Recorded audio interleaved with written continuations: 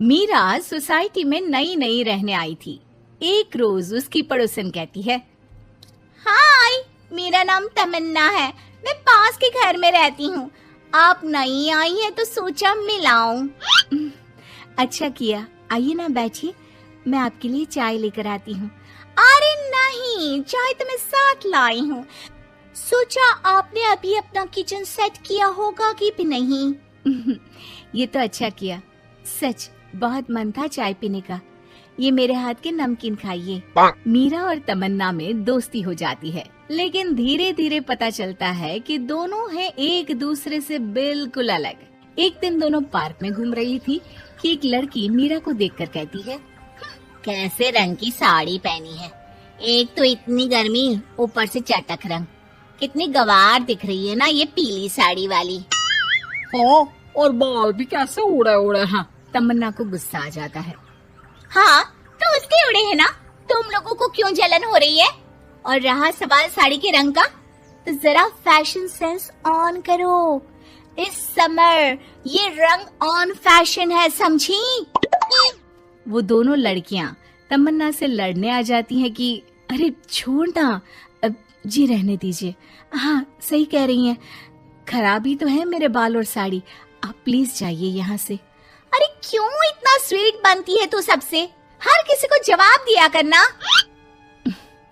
अरे क्या करना है, वो बुरा बोल रहे हैं तो अपना मुंह भी खराब कर ले क्या? ऐसा नहीं होता है, किसी की बुरी बात सुनने का मतलब है कि वो लोग सही बोल रहे थे। अरे किसी के बोलने से क्या होता है, हम क्यों अपना मुंह खराब करें? खैर, मीरा शांति से रहती, बच्चों को देखती, खिलाती। उसका पति काम के सिलसिले से हमेशा बाहर ही रहता था, तो वो कोशिश करती कि उसके बच्चों को किसी भी चीज की कमी ना हो। एक रोज सास कहती है, अरे सारा दिन बच्चों में लगी रहती है। पता है बेटा यहाँ नहीं रहता मेरा, लेकिन मजाल है कि ये मेरा ख्याल रख ले। माफ करिए माँ जी, वो मयंक को स्पीच थेरेपी दिलाने ले गई थी, मैं अभी आपकी चाय बना देती हूँ। अरे चाय नहीं चाहिए, चाय पिला पिला कर मार दे तू। तेरे बाप ने बोला था कि शादी के वक्त 2 लाख देने के लिए, अभी तक 1 लाख दिए हैं, बाकी के पैसा कब देगा? बच्चे हो गए लेकिन दहेज पूरा नहीं दिया।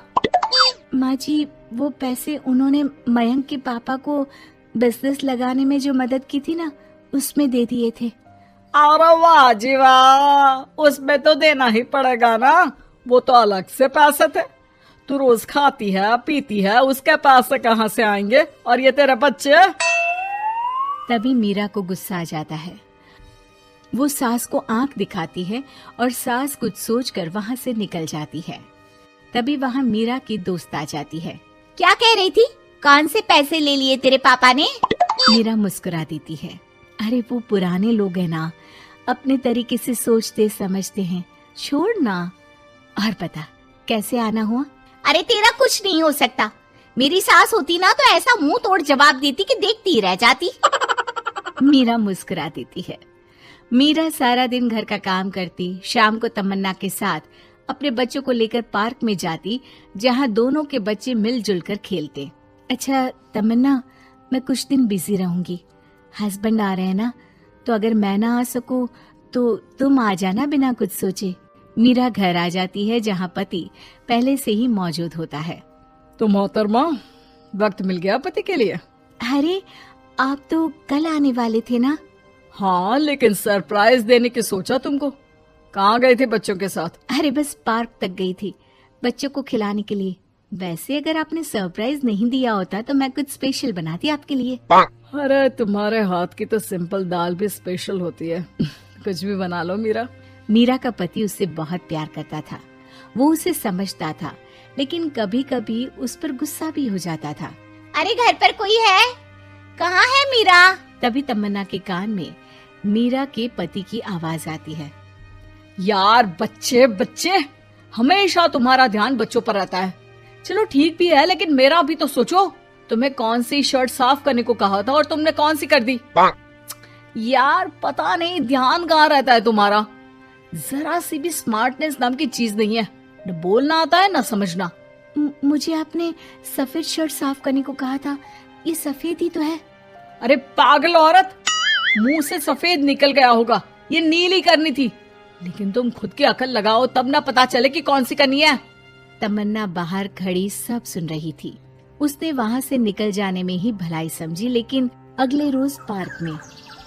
देखो, मुझे गलत मत समझना, मैं ये नहीं कह रही हूँ कि तुम अपने पति से लड़ो या उसका मुंह तोड़ दो, लेकिन अपनी बात रखना तो सीखो। जमाना ऐसा नहीं है कि कोई किसी को कुछ भी सुना दे और अगला चुप रहे। चुप रहना ठीक है, लेकिन एक लेवल तक। मैं समझ रही हूँ तमन्ना, लेकिन मेरा नेचर कभी रहा ही नहीं।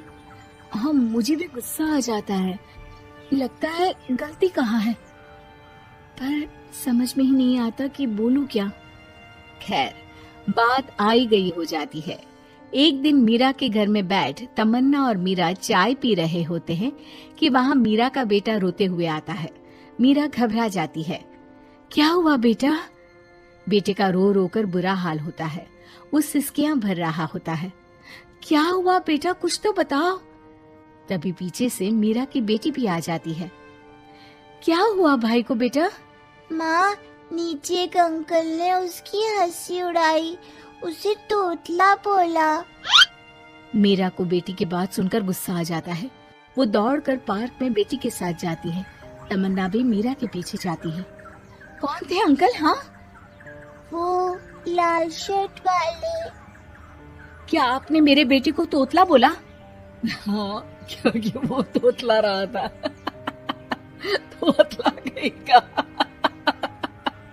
मीरा गुस्से से लाल हो जाती है और जोर जोर से चिल्लाने लगती है। मजाक समझा है क्या? किसी बच्चे के तोतलेपन को दूर करने के लिए माँ कितनी मेहनत करती है। मैं रोज उसे सबके सामने बोलने के लिए प्रेरित करती हूँ। बड़ी मुश्किल से मेरे बेटे ने बोलना सीखा है, उसे भी चुप करा दिया आपने। क्यों? मुझे माफ कर दीजिए। आपका बच्चा होता तो क्या उसका भी आप ऐसे ही मजाक उड़ाते? देख लीजिए मिस्टर, साफ बता दे रही हूँ, भूल से भी मेरे बच्चों का मजाक उड़ाने की कोशिश की तो बहुत ज्यादा बुरा हो जाएगा। तमन्ना दूर खड़ी मीरा का ये रूप देख रही होती है। वो समझ जाती है कि एक औरत के अंदर की शेरनी तभी जगती है जब उसके बच्चे को कुछ कहा जाए।